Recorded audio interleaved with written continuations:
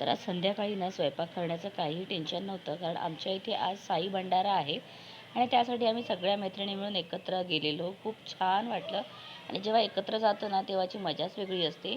तर इथे खूप सुंदर असं छोटंसं मंदिर बनवलेलं आहे आणि त्याच्या शेजारी ना छान सत्यनारायणाची पूजासुद्धा झालेली. त्यानंतर मग साईबाबांची पालखीसुद्धा होती आणि आमच्या इथून पालखी निघते ती शिर्डीला जाऊन आल्यानंतर ना मग इथे भंडारा केला जातो आणि या भंडाऱ्याचं जेवण म्हणजे ना अगदी असं वाटतं की आपण साई प्रसादच खात आहोत. खूप छान समाधान मिळतं आणि यंदा मी शिर्डीला गेलेली ना तेव्हा माझा तिथला प्रसाद जो आहे ना तो राहिलेला, पण इथे आल्यानंतर मला वाटतं त्याची पूर्णता झालेली आहे.